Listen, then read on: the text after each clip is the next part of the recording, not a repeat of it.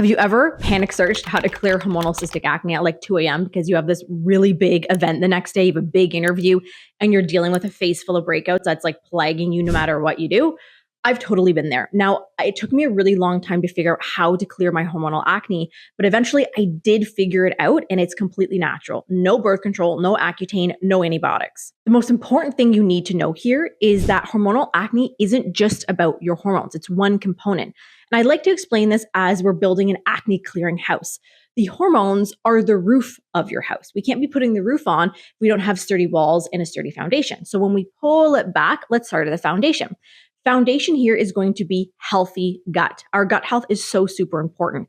Now, I know it can kind of seem far-fetched, but you have to know that your gut is actually home to a unique subset of microbes that actually help to regulate, metabolize hormones like, say, estrogen. So if your gut is struggling, your hormones are going to be struggling as well. So what are some simple things that we can be doing to love up our gut? Well, number one is eating for a way that our gut really loves. That's focusing on anti-inflammatory foods.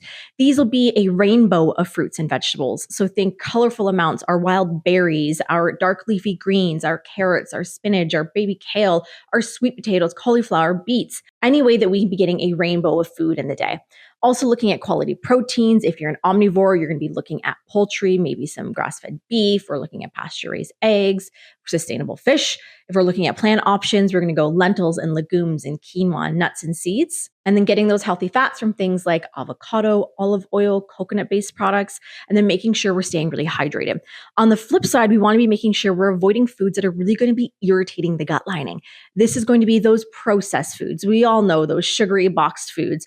The fast foods, we're going to be avoiding or heavily limiting alcohol. I know, please don't hate me, but our gut does not love alcohol. But we also want to focus on making sure we're digesting our food. So this is where we could be adding in some type of digestive supporting supplement. My favorites are linked in the Gut Loving cheat sheet in the caption. This could be something as simple as a plant-based enzyme, which is something that you would be taking with your food that helps to break the food you're eating down. So that way you're absorbing the nutrients that you're eating even better. We can be eating the best diet in the world, but if we're not breaking our food down, we're not getting the nutrients that our body needs to function, that it needs to produce our hormones, that it needs for our liver to run, for our skin cells to get repaired, just for our body to go through every single day. So this is why adding in some digestive support can go a really long way, because it is helping to physically break the food down so we're getting all of the nutrients that we're eating. Then if we're moving into the walls of the acne clearing house, this is going to be our detoxification organs. So this is looking at things like our liver, which is our main organ for detoxification, our kidneys, our lymphatic system, our colon, all ways that we're getting rid of waste from the body. So if we're looking at our liver, for example, it does over 500 functions in the body, including filtering hormones. So if our liver is struggling, we're not going to be able to filter our hormones as effectively.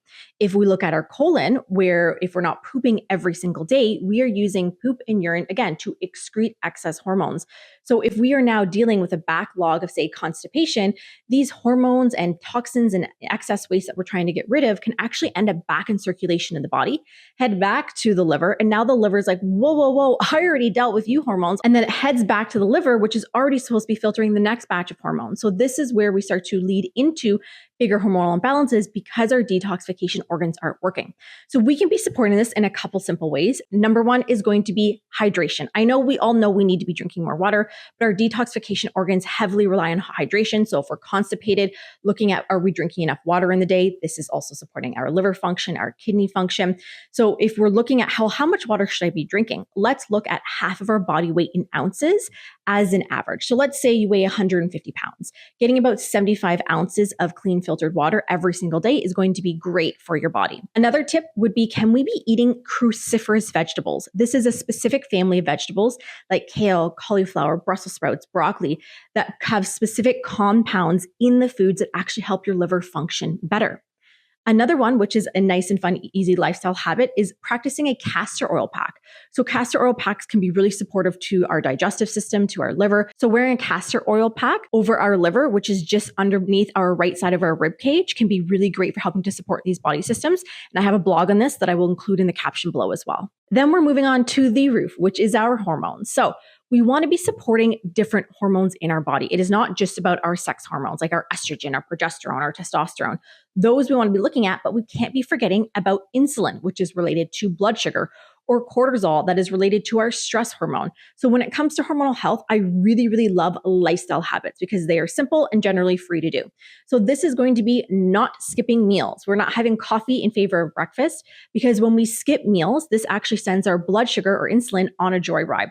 When this occurs, it's going to be leading to an increase of sebum production. That's the sticky, oily substance that clogs pores and leads to breakouts. We're going to have an overproduction of sebum, which is going to lead to more breakouts. We also want to be making sure that we're having protein, fiber, and healthy fats at every single meal. I will put my blog below for that as well, because this is going to help level up our blood sugar and keep it really nice and stable. So that way we're not having an overproduction of sebum in the skin. Another one, which is going to be super simple, is making sure we're getting quality sleep in the day. When we sleep, our body actually does a lot of work, including helping to regulate our cortisol. And when our cortisol is sent on a joyride, the same thing happens, an overproduction of sebum in the skin. And that final one for happy hormones, we're going all the way back to our gut health, and that is going to be making sure we are pooping every single day. So we are getting rid of those excess hormones and making sure they aren't going back into recirculation in the body. I have a really great poop acne guidebook that I will also pop in the resources below. These are some foundational things that you can start getting into place. And remember, this isn't an overnight thing where you wake up tomorrow and implement these all. Choose one thing that I talked about, implement that. When it feels good, try the next thing. And once our body has the foundations in place, this is where we could be using tools like functional medicine labs. Let's say a Dutch test, which is a dried urine test for hormones. We can be looking at it alongside your blood labs. So that way we can be looking at more in depth of very specific hormonal imbalances and then use very targeted and very tailored supplementation, food, and lifestyle habits for your specific imbalances. These were the foundational pieces that I use to clear up my own hormonal cystic acne without accutane, without birth control, without antibiotics. So remember, make sure to check the caption because I put a ton of resources for you down there.